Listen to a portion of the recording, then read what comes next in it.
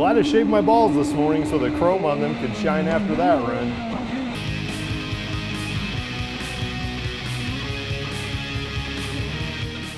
This is the Texas Mile Fall 22 event on the BMW S1000rr. The last two videos covered all the modifications and preparation for the mile, and here's the actual event. At Tech Spec, they actually clarified a couple things that my buddies and I had kind of talked about back and forth trying to get clarity on.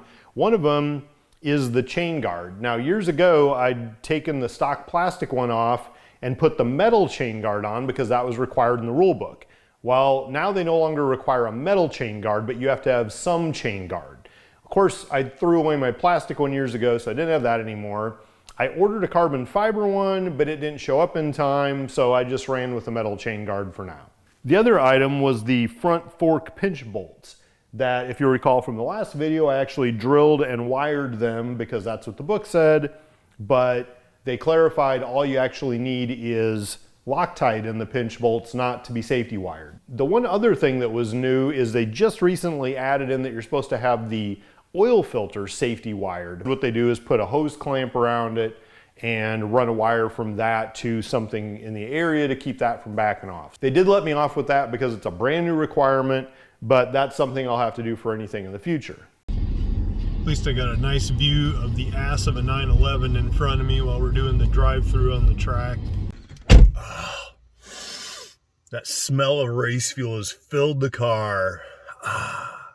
There's only two smells that get me that excited like race fuel. One of them is race fuel. The next morning I was really surprised to see there was no lineup at the grid. Every other event I've done, there's a whole bunch of vehicles in line ready to get into the grid as soon as they move the cones. But because it was raining, everybody had their stuff safe somewhere. So when I got there at like 6 a.m. that first day, there was nothing in the way. So I put my bike number one in line, so I was the first vehicle to the grid when it opened.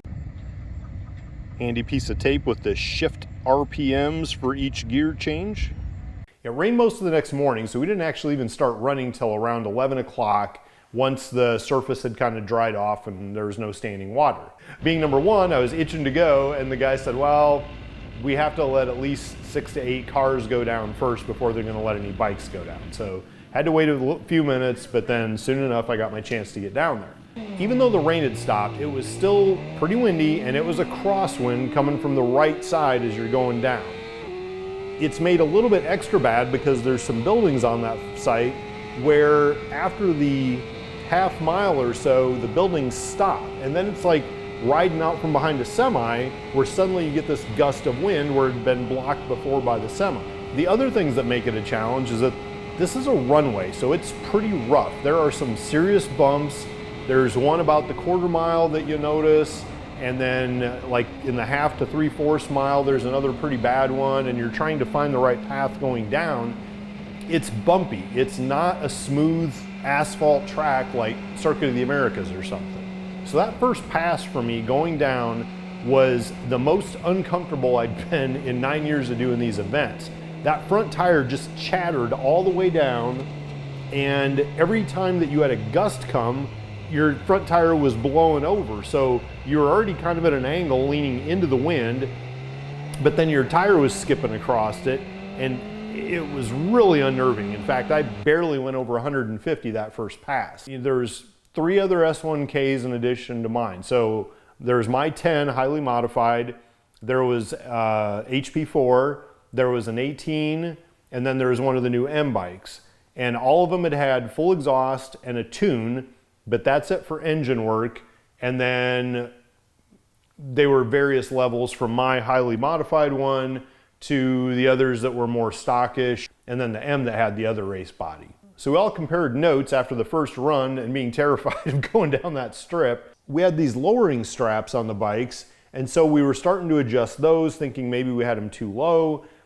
And then one of the guys asked about tire pressure, and I was like, yes. I was running way higher tire pressure than I had in the past. I think I was running 47 front and 53 in the back or something. So those of us with the lowering straps were messing with those, trying to loosen those up and get a little bit more compliance. And then we also lowered our tire pressure a little bit, and that made a huge difference. It really came down to that tire pressure because those tires were so stiff that they just chattered and skipped down the runway. and they didn't stay in contact with the surface, which is not good.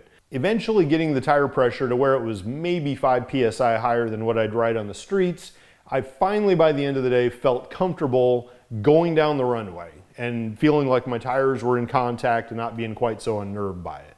And I finally broke 180 by the end of the day. So today's day 2, Saturday. Hopefully I do a lot better than the 182. The wind had gone down, but it was definitely still a crosswind that we had to contend with. It just wasn't as strong as on Friday. But I finally had the suspension and tire pressure where I needed to be. All this jacking around with the strap yesterday, just trying to tighten it again, and I noticed the bolt is totally loose. It's a good thing I found that now than later. Throughout the day, we compared our speeds, trying to see where we needed to improve and where we were doing well. And in general, this bike seemed to do really well in the second half. Once I got to where, you know, like around third gear or maybe into fourth, where I could finally scoot back into that seat and pin that throttle, I could really go well in that second half. And I was picking up about 20 miles an hour between the half mile and the end of the mile. Where I was falling short is in that first quarter mile. My quarter mile times were terrible, which means my launches were awful. The other 3 guys were all taken off in launch mode on the bike. The HP4 and the M bike both tended to spin the rear tire when they took off. And so that's what they were fighting in trying to get traction. The guy with the 18 bike, he weighed about 50 pounds less than me. So he had a slight weight advantage, and his front end just kind of came up a little bit on him. My bike, however, I've done so much to make this thing light that I just couldn't keep that front end down on takeoff. My back tire was gripping fine, I just could not keep it from lifting. And I've never really used the launch feature on this bike, but I thought if the other 3 guys are doing it, let me try. So I tried the launch on Saturday, and I pinned the throttle and it was humming at the 8 grand or whatever, and I was starting to let the clutch out, but it started coming up on me. I pulled the clutch back in, and then it was kind of hesitating. And as I went through with that launch, it limits your revs to that 8 grand. So once I had the clutch out, I still wasn't able to go any further to redline and shift to second. I was just sitting there humming at 8 grand. So I short shifted into second. And then in second, the launch feature was still active, which means it still was limiting my RPMs to the 8 grand or so. So I also ended up short shifting into third. And so even though it was a horrible launch, that was actually the fastest run I'd done all weekend at that point. I went back to doing it just the normal way of just using the throttle and clutch and trying to take off. I still wasn't doing very good. I knew that it was taking me too long to get to full throttle. I was trying to take off with basically my balls on the tank as far forward as I could, trying to get off that line and keep the front end down, and trying to get as fast as I could to full throttle. But it just, because of that lift, it was taking me too long, and I was into third or so before I could really scoot back and hammer it and go. Once I got to full throttle, the bike went like hell. I was launching like old people screw, slow and painful. And with my quarter miles barely hitting 140, I just couldn't pick up enough speed to get where I wanted at the end. I finally got to a speed of like just shy of 187 that day, which was getting better, but it was really frustrating because it was still well below the 193 I did on it the last event. So the next time I thought, you know what, these guys are all using launch, I'm gonna try it again, and I just gotta sack up and let it go. So I got on the bike, I wrapped it up, let out the clutch, and I was trying to let it out nice and consistently, but faster than I'd been doing.